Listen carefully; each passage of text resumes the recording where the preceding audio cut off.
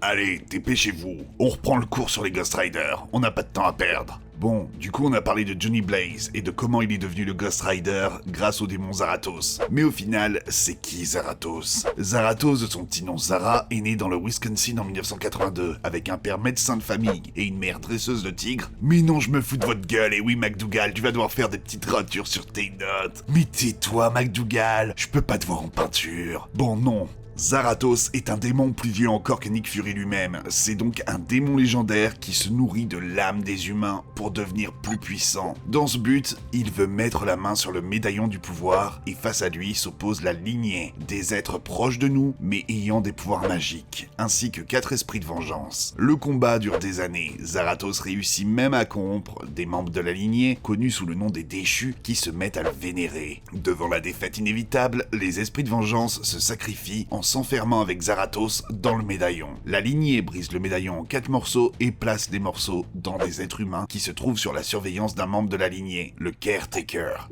2000 ans plus tard, un sorcier tribal indien, Knutu, amène sa tribu affamée auprès des restes terrestres de Zarathos, une statue de pierre. Le sorcier appelle le démon dans notre monde. Il est de retour, même si des parties de lui sont toujours dans le médaillon. Mais le démon reprend vite des forces grâce aux âmes offertes par la tribu, en échange de son aide pour venir à bout des tribus voisines. L'alliance est bénéfique et il ne faut pas longtemps pour qu'un énorme culte autour de Zarathos ne voit le jour avec la construction de la cité des 10 000 âmes. Ce qui n'est pas du goût de Méphisto qui a peur qu'on lui fasse de l'ombre. Et ça tombe bien, il a un prince qui deviendra plus tard Centaurius qui supplie ses dieux de sauver sa fiancée des griffes de Zarathos. Du coup, Méphisto lui propose un pacte. De toute façon, Méphisto, il ne vous propose jamais autre chose qu'un pacte. Vous pouvez toujours tenter le coup pour vos examens si vous pensez que ça vaut le coup, mais je vous rappelle juste qu'on a une branche démonologique qui vérifie que vous faites rien contre nous. Mais si vous pensez être plus malin que le Shield...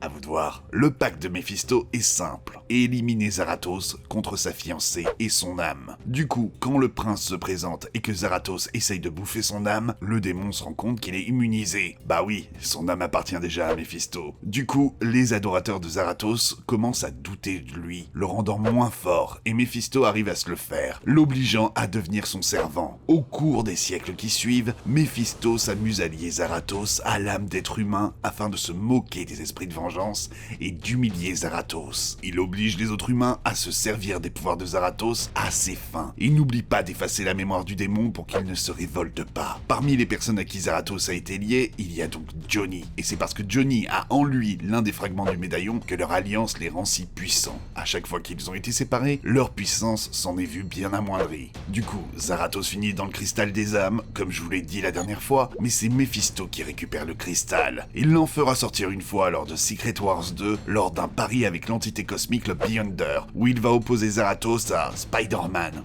Et contre toute attente, l'homme araignée va gagner, nous sauvant tous d'une mort certaine, et le tout sans en être conscient en plus. Du coup, au retour dans le cristal. Bon, il faut remonter le temps, bon, moins qu'avec Zarathos. Pour revenir au 19e siècle, là, un certain Carter Slade, un maître d'école, quitte son Ohio natal pour aller vers l'ouest sauvage. Sur sa route, Slade croise la route de bandits qui le laissent pour mort, et ce sont des Indiens Comanches qui finissent par le retrouver et le soigner. C'est là qu'il rencontre leur chaman, Étoile Brillante, qui grâce à ses rites ancestraux arrive à ramener Slade sur pied. Étoile Brillante se demande si Slade n'est pas l'élu qu'attend son peuple pour combattre l'injustice, et il teste Slade en lui donnant une cape phosphorescente et en le mettant face à un cheval très pâle, connu pour être très sauvage. Slade arrive à le dompter et nomme le cheval Banshee en référence à son hennissement strident. Étoile Brillante donne son reste de poudre phosphorescente venant d'une étrange météorite tombée pas loin de là, et Slade se crée un costume masqué faisant penser à un fantôme. Il recouvre le costume de la poudre et apprend à faire disparaître et apparaître les parties qu'il veut de son corps grâce à la cape. Même Banshee a le droit d'être recouvert de poudre.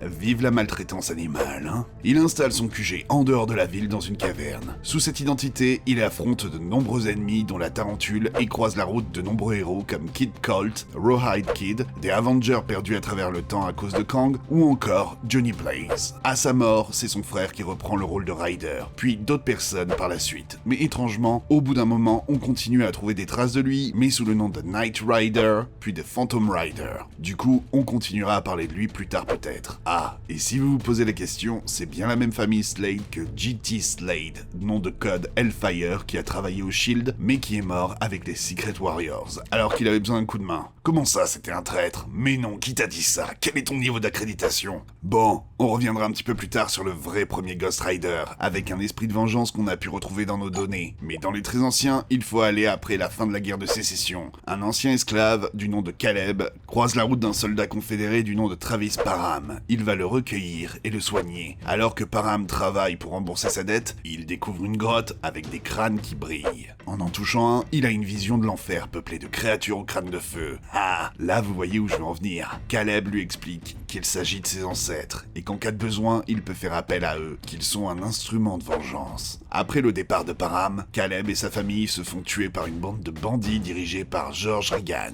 Des années plus tard, Parham apprend la nouvelle et décide d'aller tuer Reagan et ses hommes, mais un cavalier au crâne de feu est déjà sur leur piste. Le Rider tue tous les hommes de Reagan, ainsi que Reagan, mais ils reviennent à la vie après avoir passé un pacte avec un démon. Lors du combat final, Parham découvre que le Ghost Rider n'est autre que Caleb, possédé par l'esprit de vengeance. Et oui, lui aussi a vendu son âme à Mephisto. Ça va devenir une habitude, hein. Caleb donnera alors une autre vision à Parham, lui montrant les Ghost Riders à travers le temps et jurant d'apporter la damnation. On va arrêter ici. La prochaine fois, nous parlerons de ce bon vieux Danny Cage. On se retrouve bientôt pour la suite des cours, et d'ici là, n'oubliez pas de liker, partager et commenter. Je compte sur vous. Rompez.